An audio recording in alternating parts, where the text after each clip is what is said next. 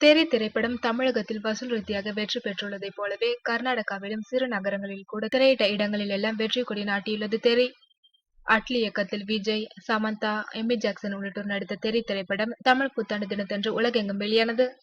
கர்நாடகாவில் பெங்களூர் உட்பட பல நகரங்களில் மொத்தமாக 41 திரையரங்களில் தெறி வெளியாகி கன்னட திரையுலகினரை ஆச்சரியப்பட வைத்துள்ளது.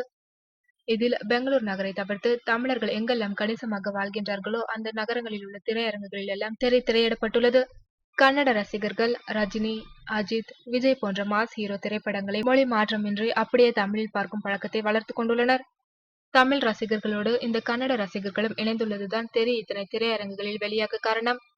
கேரள மாநிலம் நடிகர் விஜய் படங்களுக்கு பெரிய மார்க்கெட்டை பெற்று தந்தது.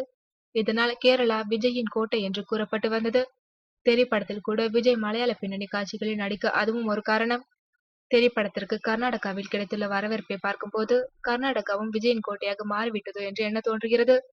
உதாரணத்திற்கு, பெங்களூரிலிருந்து ஒருவர் காரை எடுத்துக்கொண்டு கர்நாடகாவின் உட்பகுதியில் பயணித்தால், சாலையோரத்தில் 10 கிலோமீட்டருக்கு ஒரு தெறி திரையிடும் தியேட்டர் பற்றிய விளம்பர போஸ்டரையாவது பார்த்துவிட முடிகிறதாம்.